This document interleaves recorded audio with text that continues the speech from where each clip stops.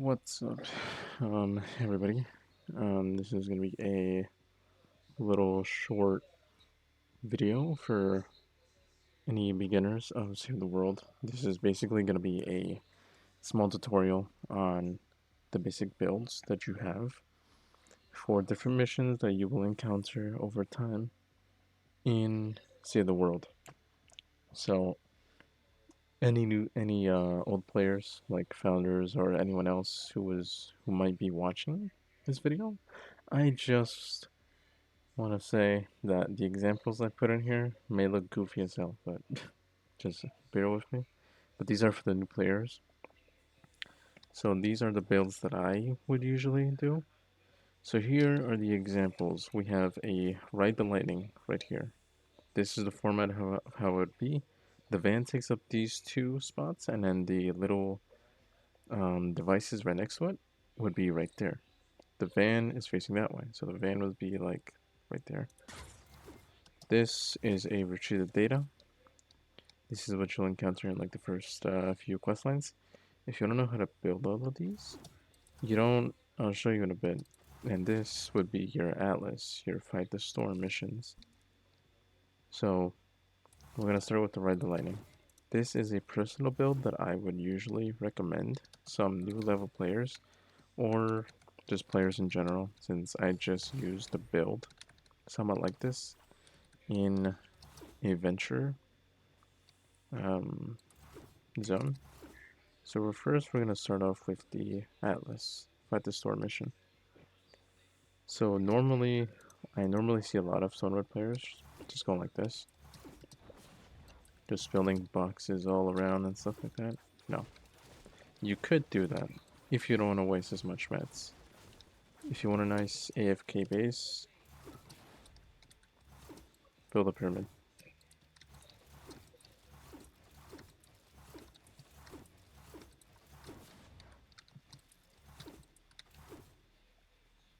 Build a pyramid like this around the entire thing, and then you can upgrade it if you want. But then after, you can either put normal walls. You can put normal walls if you want to. If you just want to like have them stalled and have them attack your base and shoot them at the same time, you can do this too.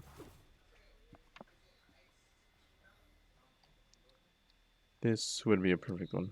You can also add an additional thing to that. Make arches, 4 arches all the way around as a 1 by 1, and then put floors all around on the top. With this, you can put up these ceiling electric fields. You can put them in any order you want. You can put them all the way around, or you could do it just by every other few tile. Because these traps are AoE, so they can hit targets of like 3 3 range around the trap. So the best thing to do with these traps is put them up top, because these traps can reach up to too high. Doing this would be a good idea. It wouldn't. So note that these traps, these electric fields, note that they need to be up top if you want to do more damage, because they would be pointing downwards right here more, but it's a 3 times 3, so it's 9. So they can scatter. They do scatter damage. And yeah, that's for the Atlas build. Just build a pyramid around the entire thing. As you get into the higher zones, you can also do little corner areas, like little corner square boxes like this. Except on these, you just place anti or not anti. You could place, wall darts. If you have wall darts, you can also do broadsides. That's not a problem either. You can also, with that also, you could just build all the way around the same thing and just put gas shafts instead, like this. You can do that too.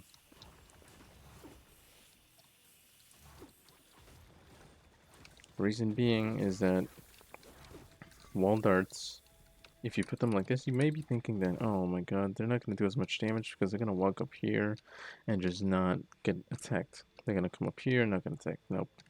Here, that is completely wrong because wall darts can reach up to 3 tiles. So wall darts can begin from here, and any zombie that walks up to this much, 3 floors up, or 3 floors from where it's facing, it can fire and deal damage. That's why I love to use wall darts. Wall darts are personally my favorite trap in Save the World, besides tar pits, which we'll get into in a few minutes. So you could do this too. You could do this. Design for Atlas. You could do that. And we'll get into much more detail later on. So that is just the Atlas build. Which, if you want to copy that, you can, I don't know, just take notes as you're going on. That's the Atlas build. Here we have the Ride the Lightning build. So as I mentioned before at the beginning of the video, this is where the van would be. And in this area right here is where you would deposit the blue glow. And then you have this annoying little table here. So if you want to do this build, then you do what a lot of people do, probably, or just cover the entire outskirts and stuff. But no, if you're a constructor, or if you don't want them attacking, like in just this one area, you want the most protection, you could put a pyramid up on the corner side where it would make sense to be a 4 by or 2 by 2, and then you could just build walls around it, build a pyramid, and then surround the entire thing with walls. Put another floor there. If you're worried about lobbers, if you don't know what lobbers are, you'll probably face them on later on. They're the female zombies that throw skulls up into the air. If you don't want them throwing stuff at your base, you could either do this little thing, cover it up like that, or you could do the easiest thing. But I recommend building this little coverage.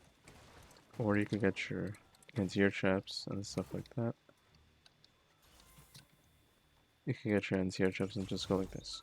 Because these traps, anti-air traps, are very good. They will take care of lobbers most of the time when they're throwing skulls up to the air. You can do that.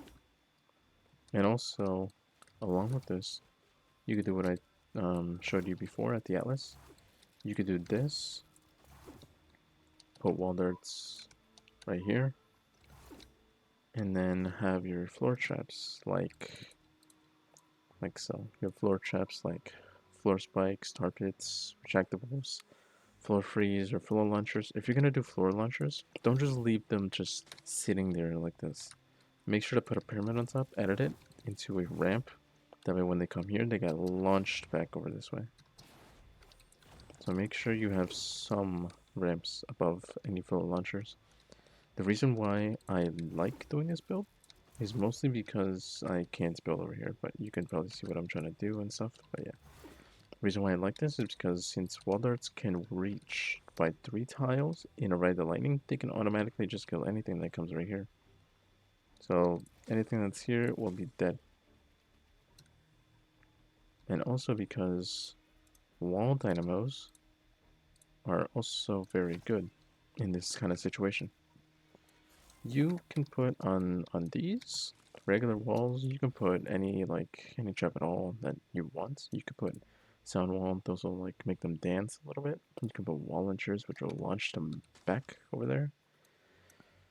You could put pretty much anything. Wall lights as well, you can put anything like that.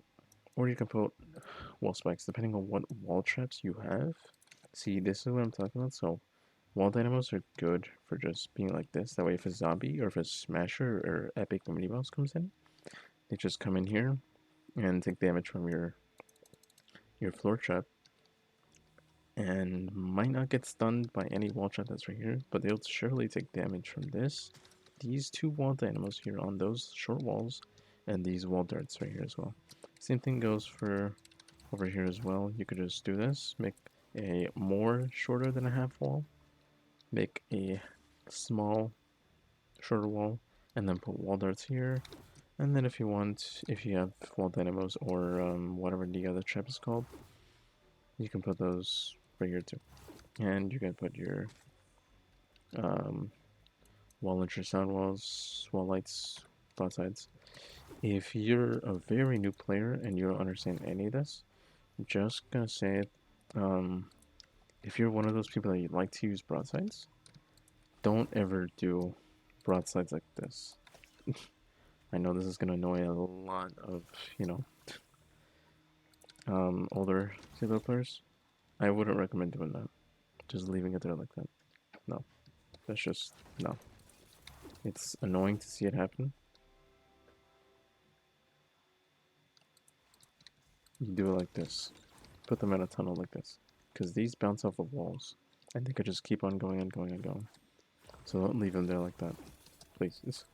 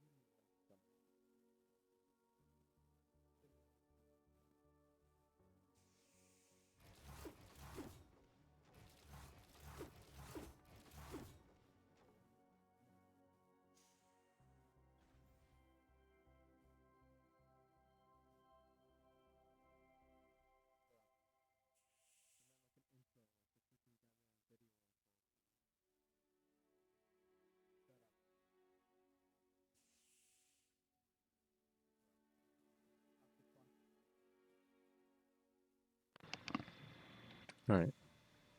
So here we have retrieve the data. This is where you can do basically whatever you want. You can do my idea, which is basically the same thing as usual, just like a wall, floor, everything around it. You could do that. Because then they'll just come in like this and, you know, just walk around and stuff. You could do that. But I would just recommend the usual build like I usually do. Just the normal box around the entire thing. You could do this basic build, which is actually not that bad. It will kill them, obviously. If you have the traps or not, you could do it. Or if you don't have any traps at all, you have a few, you can just do this. Or if you have broadsides, if you have broadsides at all, and you can't do this like corner two walls thing, you can come over here and just do broadside, broadside. Done. Easy. You don't have to do any of those builds, but if you want to, you can, or you could just stick to the rather, um, you know, one by one around every single little square. You're technically basically wasting mats, especially, uh, you know, doing your things. So here's a build that I would probably recommend a lot of, probably in middle level players. I wouldn't recommend for like 160s or 140s or stuff like that, but if you want to, you could try it. If you have a constructor loadout, you can try it. But as in the 160, which is the Thetas, they're a lot different. Really a lot different. You could do a one by one, just adding another one on top, and then doing this. Just floors all around. If you have electric fields, you could do, you know, usual just going around and doing that, and then placing down whatever thing you want. You could do this too. You could just put broadside, broadside, and then just leave this to deal damage around it. And you could do, you know, wall dynamo, wall dynamo. For if you're on the ledge, I recommend you put a wall launcher. That way to get knocked down to the abyss. That is just my recommendation. And I just accidentally destroyed the floor.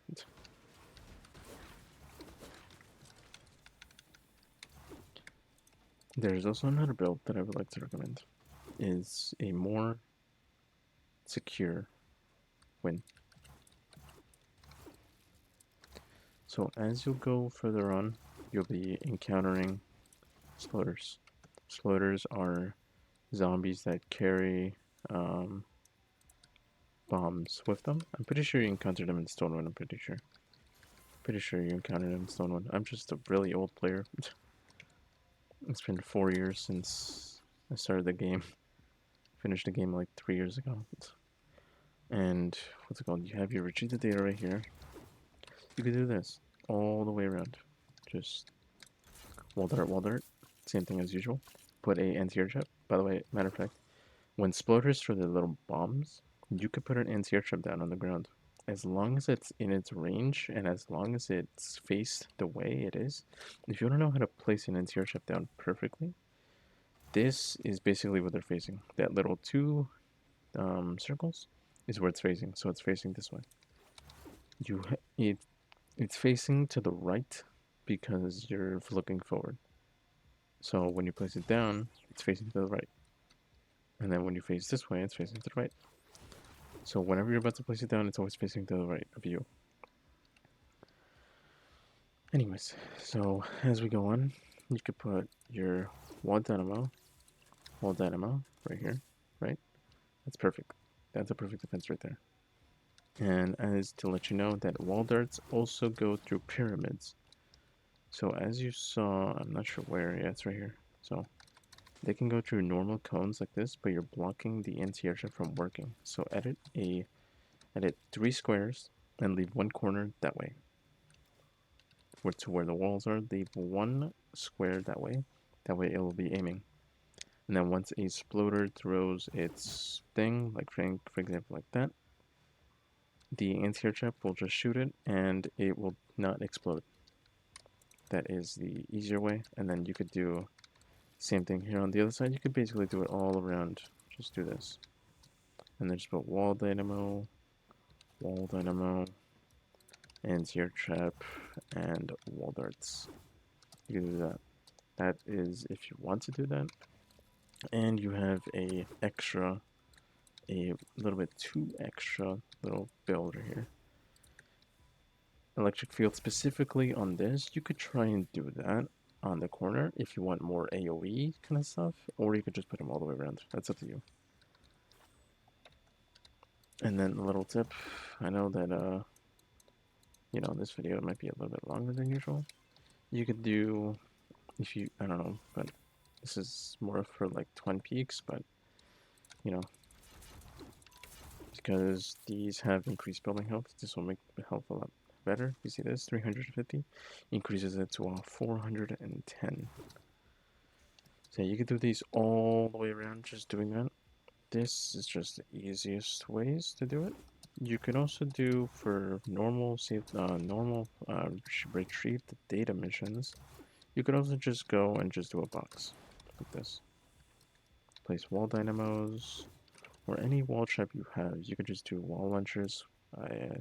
Just knock them back over and over and over again. If you're going to do broadsides, remember, build a wall on the other side. That way you remember that they bounce off. And gas traps as well. You can put gas traps if you have any. They detect right here. They can detect just right here, just as they normally walk by. Don't put them up high because they don't really do anything. They won't activate. And then last thing, actually not last thing, but the ceiling zappers. So here we have the different traps, right? I'm going to show you a demonstration.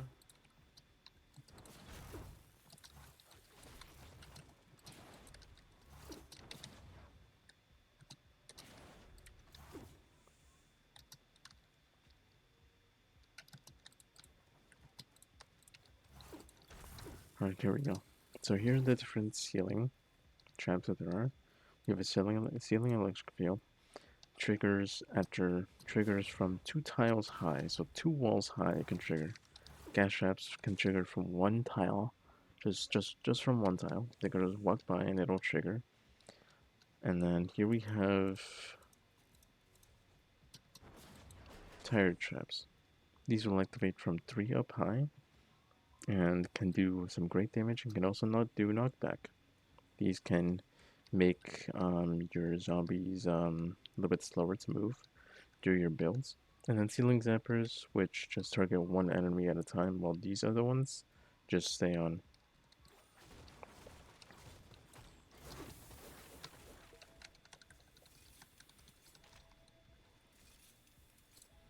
So yeah, if you are new to See the Road, you can add me right here as STW dash Kinostafa or Kinastafa. That is my username. You can add me whenever you want to, and I can help you with your things of Stonewood all the way to Twin Peaks if you want me to, or just be a friend. So, thank you so much for watching this video. Hopefully, this helped you out for any new Save the World players that are coming in. If you like this video, make sure to leave a like. If you can also hit the subscribe button as well, as I am trying to hit 100 or more than that. I'm also, you know, just trying to grow as a channel. So thank you guys so much for watching. Hopefully this helped. Recommend this to a friend if you want to. I'll be talking more about, let's see, the next tutorial would be probably trap tunnels and how they work, and blockage and defenses for storm shields. And then after that, I can show you how to get these kinds of weapons. All of these weapons, like this. Thank you guys so much for watching. Hope you guys enjoyed. Leave a like, subscribe, and I'll see you guys in the next video.